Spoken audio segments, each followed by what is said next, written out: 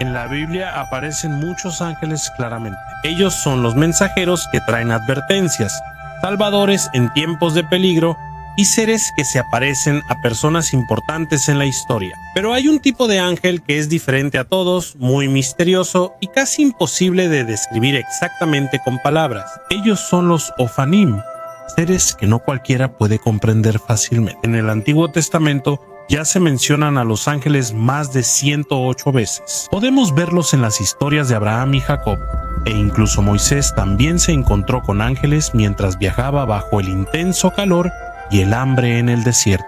En los propios libros de Moisés, la palabra ángel o ángeles aparece 32 veces. Según la Biblia, los ángeles no son producto de la imaginación. Son seres reales, espíritus que tienen la capacidad de influir en el mundo real. No podemos verlos, pero pueden tocar a las personas. No podemos tocarlos, pero ellos pueden derribar a un rey o destruir un reino. Y entre todas estas criaturas, los Ophanim son de los más misteriosos.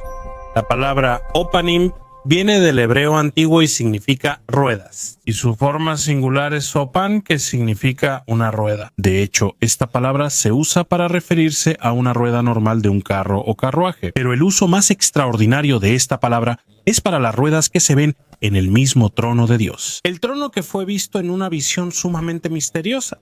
Quien lo vio fue Ezequiel, un profeta que vivió en una época muy difícil para Judá. La visión, y su nombre Ezequiel, significa fortalecido por Dios. Y le queda muy bien porque su vida estuvo llena de sufrimiento y debilidad. En 597 a.C., cuando Nabucodonosor conquistó Jerusalén, Ezequiel fue uno de los más de 10,000 llevados cautivos a Babilonia. Allí vivieron en las comunidades de cautivos en un lugar llamado Tel Aviv, cerca del río Quebar. Allí comenzó su misión. Para los miles de cautivos que casi habían perdido la esperanza, el mensaje de Ezequiel era importante. ¿Serán castigados? Sí, pero Dios no los abandonó. Y mientras Jeremías predicaba para la gente que se quedó en Jerusalén, Ezequiel era la voz de Dios para los que fueron llevados cautivos a Babilonia. Dos profetas en diferentes lugares, pero con un mensaje conectado. Ezequiel estaba en medio del cautiverio cuando de repente Dios se le apareció y Dios usó una visión muy especial y asombrosa para comenzar su misión como profeta. Es difícil describir en palabras normales lo que vio,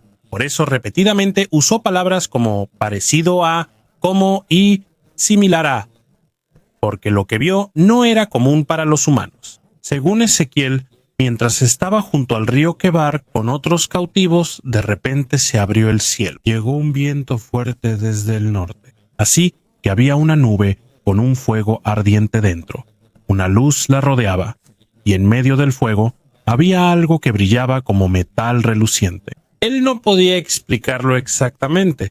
No era como ninguna cosa normal que la gente ve, así que usó la palabra más cercana que conocía solo para darnos una idea, aunque sabía que eso todavía no era suficiente para describir la verdadera apariencia de lo que vio. En medio del fuego ardiente, Ezequiel notó algo que brillaba como un metal reluciente. Mientras la nube se acercaba desde el norte, salían de ella relámpagos de fuego y una presencia que se sentía sumamente pesada. Parecía que venía un ser sumamente importante.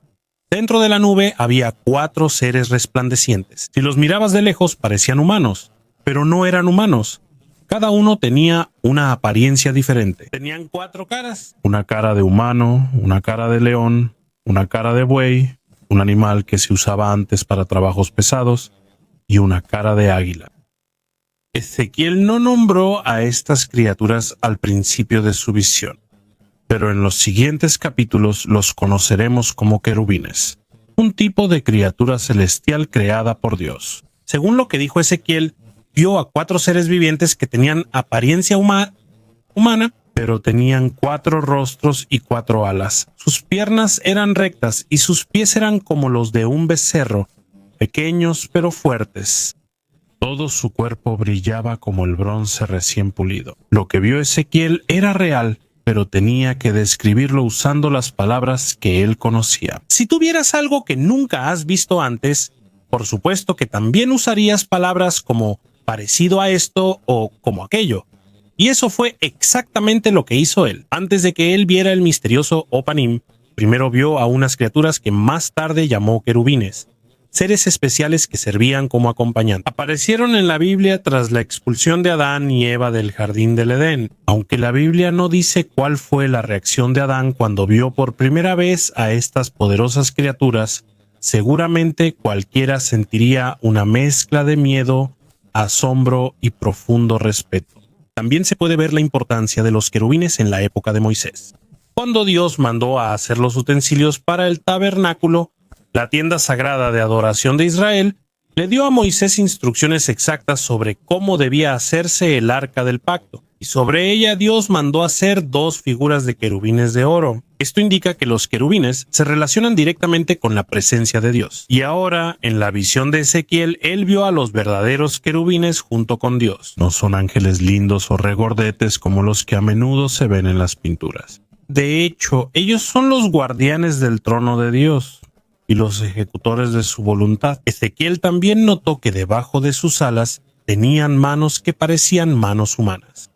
Sus alas se tocaban y se movían, y cuando se movían iban en línea recta, no giraban. Tenían 4 rostros, uno humano, posiblemente símbolo de inteligencia, un rostro de león para la fuerza, un rostro de buey como símbolo de obediencia y servicio, y un rostro de águila para volar rápido y alto. A donde sea que el espíritu lleve a estas criaturas, ellas obedecen de inmediato. Dios quería mostrarle a Ezequiel que aunque estuviera en otra tierra, aunque fuera prisionero en Babilonia, no estaba solo.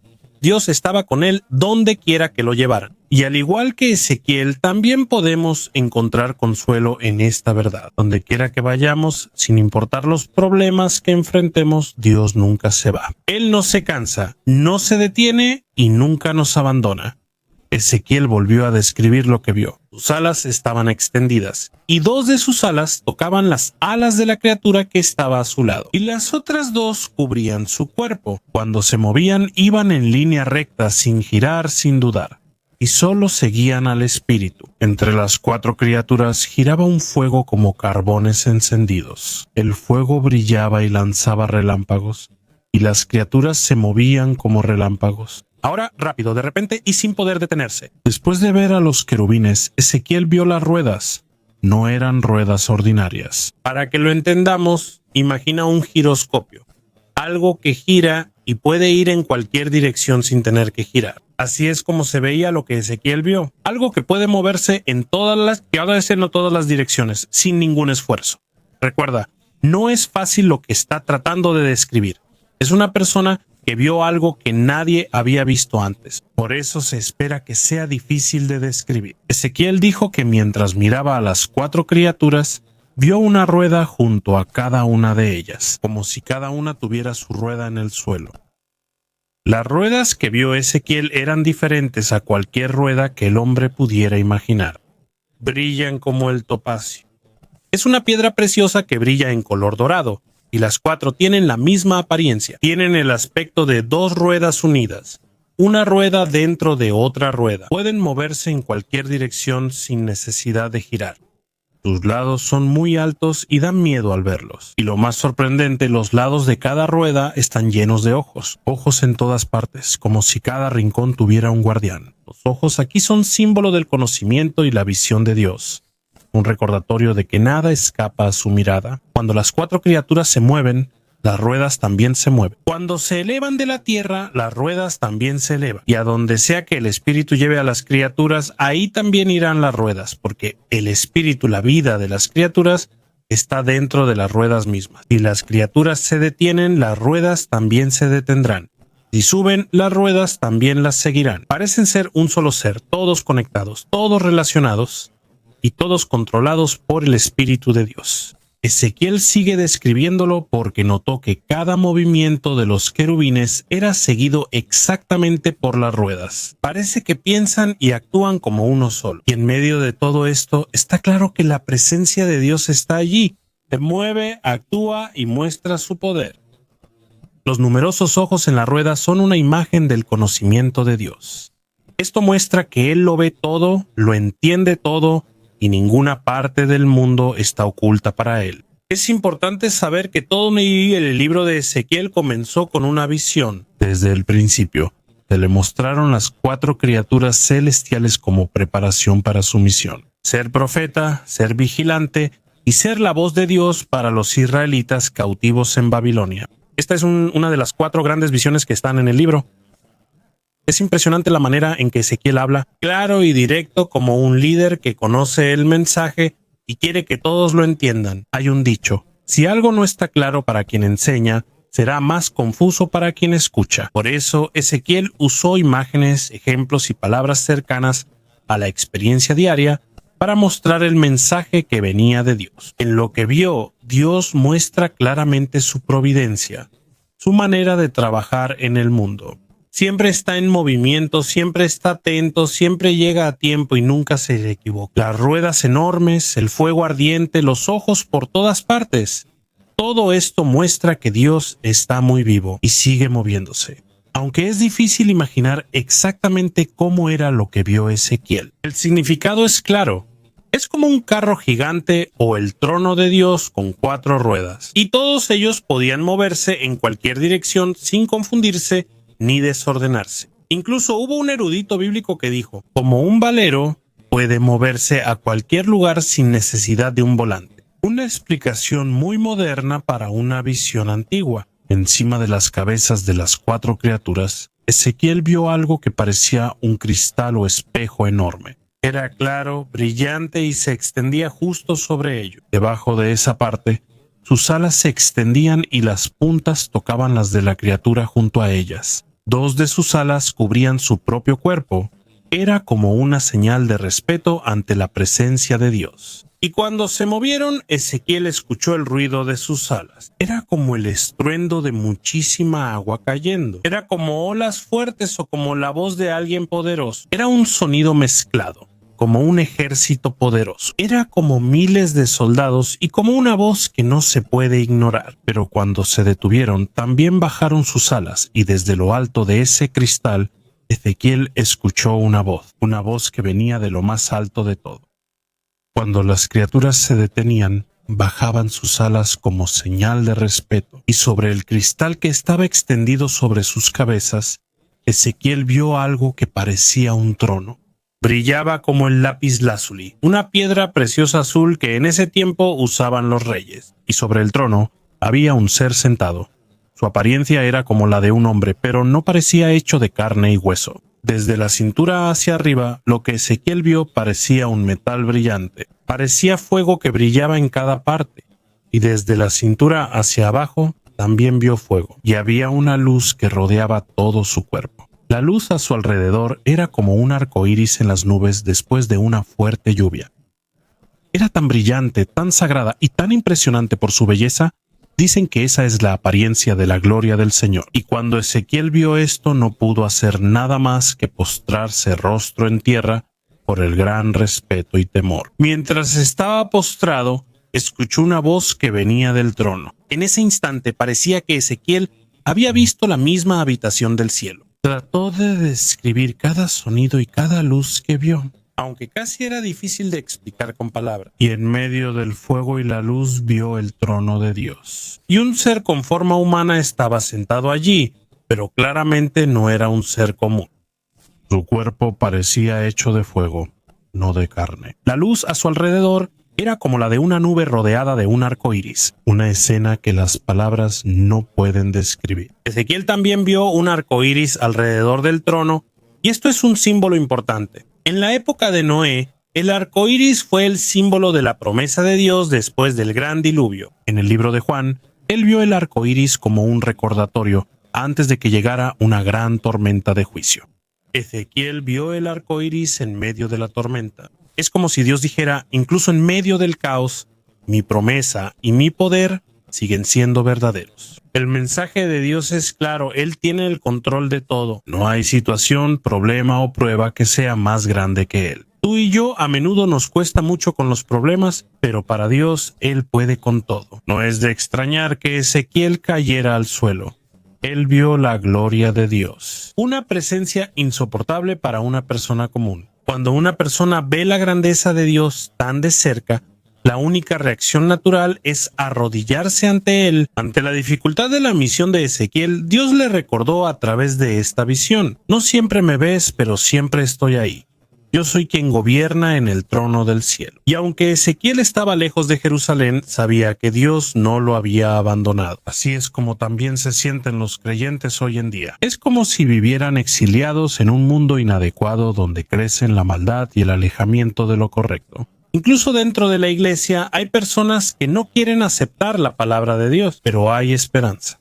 Aunque no veamos las ruedas y la luz que vio Ezequiel, sabemos que Dios está con nosotros. Sabemos que Él lo ve todo, puede hacer cualquier cosa y nunca nos abandona. Y más allá de eso, nos dio al Espíritu Santo como nuestro guía y fortaleza en este mundo difícil. Esto es lo que debemos aferrarnos. Mantente en la fe hasta el día en que Él nos llame al cielo. En ese momento también veremos la gloria que vio Ezequiel. Es realmente difícil imaginar el aspecto exacto de lo que él vio. Hay ojos en las criaturas, una rueda dentro de otra rueda, un trono arriba y un cristal como espejo. Incluso Juan en el Apocalipsis describió criaturas llenas de ojos. Según Apocalipsis 4:6, hay criaturas alrededor del trono que tienen ojos por delante y por detrás, símbolo de conocimiento y sabiduría absolutos. Las ruedas y las criaturas se mueven como una sola unidad. El Espíritu de Dios es quien les da vida. Por eso se mueven todos al mismo tiempo. Y no es solo una visión, sino también un mensaje. Dios se está moviendo, Dios está vivo y Dios está gobernando. Toda esta visión es extraña para el lector moderno. Parece una combinación de un trono, un carruaje, seres vivientes y algunas cosas que no se pueden describir. Pero hay que recordar que esta visión le mostró símbolos e imágenes del poder de Dios, no una máquina literal. En esta visión, el trono de Dios parece estar sobre un carruaje con ruedas que pueden moverse en cualquier dirección. Y al final, los judíos reconocieron que estas ruedas no eran solo parte del trono. Resulta que es un tipo de ángel, el Ofanim, por eso se les llama ángeles, porque son parte del ejército celestial de Dios. Seres vivos, conscientes y con un deber en el movimiento de su trono. No hay ningún versículo directo en la Biblia que diga que los Ofanim son ángeles. Pero en los escritos de antiguos autores judíos que no están incluidos en la Biblia, reconocieron a los Ofanim como un tipo separado de seres angelicales junto con los querubines y serafines. Hicieron esto debido a las características únicas de los Ofanim, su forma viviente, sus movimientos sobrenaturales, la capacidad de cambiar de dirección sin girar y los miles de ojos que los rodean. Y sobre todo porque los Ofanim están justo al lado del trono de Dios. Y los Ofanim son realmente ángeles o un mecanismo celestial que Dios utiliza para moverse entre muchas dimensiones, eso no es lo más importante. Lo verdaderamente importante es su función. Mostrarle a Ezequiel y a todos los creyentes la grandeza de Dios y su eterno reinado. La apariencia y movimientos del Ofanim reflejan el control absoluto de Dios sobre el universo.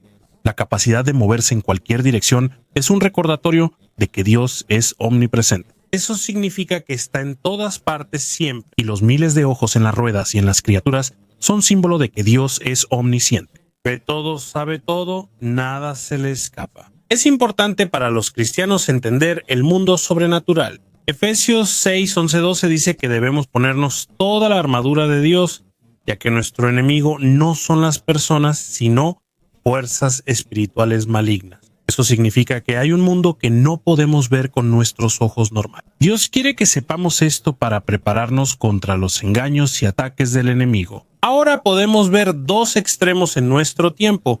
Hay personas que no quieren hablar prefieren explicaciones solo lógicas y doctrinales. Pero también hay quienes están tan obsesionados con el ámbito espiritual que descuidan las responsabilidades aquí en el mundo. Debe haber un equilibrio. Debemos tener los ojos abiertos ante el verdadero enemigo, pero seguir enfocados en nuestra misión aquí en la tierra. Cuando el siervo de Eliseo tuvo miedo en 2 Reyes capítulo 6 versículo 16 porque estaban rodeados por el enemigo, el profeta dijo: no tengas miedo, porque detrás de lo visible hay una batalla mayor que no se percibe con los ojos, una batalla por el alma de cada persona. Cuando tomamos más en serio el estudio de la Biblia y buscamos la perspectiva de Dios sobre lo sobrenatural, nos acercamos más al cumplimiento de su reino. Y eso fue lo que le pasó a Ezequiel. Dios abrió el cielo y le mostró cosas que no eran comunes. Manos que bajan del cielo, rollos con mensajes, pecados que ocurren en el templo.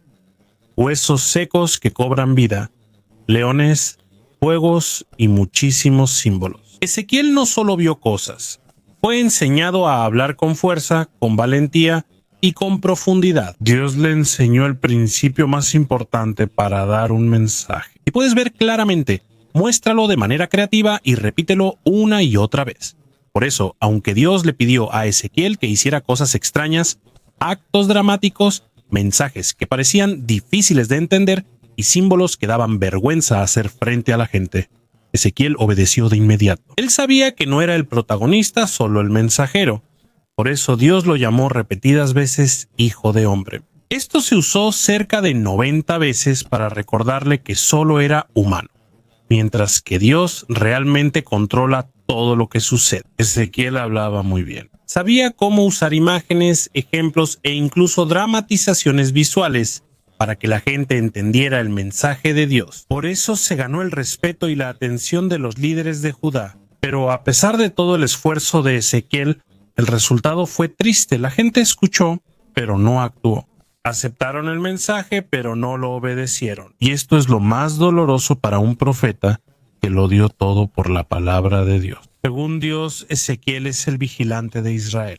Un vigilante que tiene la responsabilidad de advertir a la gente cuando se acerca un peligro si no se arrepiente. Como un vigilante que es el primero en ver al enemigo desde lejos. Es su deber decirle al pueblo: prepárense o serán destruidos. Dios se presentó a Ezequiel como el que da la palabra correcta. Él es el director de todo el drama que Ezequiel está viviendo. Él es quien escribió el guión que debe leerse al pueblo y también es quien terminará la obra en el momento que él ha determinado. Y al final, la llegada del ejército babilónico. Un acontecimiento que ya no se podrá detener cuando llegue. Un final que demostrará que la advertencia no es solo un espectáculo. Esto realmente sucederá. En cuanto a los ángeles, su propósito es claro. Primero, los ángeles son quienes actúan para cumplir la palabra de Dios. Si Dios dice algo, los ángeles son quienes se mueven para que eso suceda. Por eso, en la Biblia suele decirse: el Señor de los ejércitos lo cumplirá. Esto significa que cuando Dios dice algo imposible para los humanos, los ángeles lo realizan. Los ángeles tienen una licencia para actuar, el derecho y el poder para cumplir cualquier cosa que Dios les ordene. Ellos son como tropas de ataque, acaban con los enemigos, traen la victoria y nunca fallan en su misión. Ellos cumplen la voluntad de Dios sin dudar. En el Salmo capítulo 103, versículos 20 al 21 dice así: alaben al Señor, ustedes sus ángeles poderosos que obedecen su palabra. Alábenlo ustedes, sus ejércitos que cumplen su voluntad. Eso indica que los ángeles obedecen totalmente a Dios. Por eso podemos orar para que ellos hagan lo que Dios ha prometido para nosotros. Dios tiene una promesa en Isaías 3:10. Diles a los que hacen lo correcto que todo les irá bien y recibirán el fruto de sus buenas acciones. Además de los Ofanim, hay muchos otros tipos de ángeles. Y en el mayor número, los que llamamos ángeles regulares son los más numerosos. Ángeles cuyos nombres o rangos no se mencionan, pero que aparecen frecuentemente en la Biblia. Es cierto, suena un poco gracioso escuchar la palabra ángeles ordinarios porque no hay nada ordinario en seres tan poderosos como ellos. Pero si los comparamos con tipos especiales de ángeles como los querubines y serafines, tiene sentido llamarlos regulares. Ambos fueron creados por Dios, pero algunos ángeles tienen funciones o apariencias distintas a los demás. Y aquí es donde entra el siguiente tipo, los querubines. Los querubines son el primer tipo de ángel que aparece en la Biblia. Se les puede ver inmediatamente después de que Adán y Eva pecaron y fueron expulsados del Edén.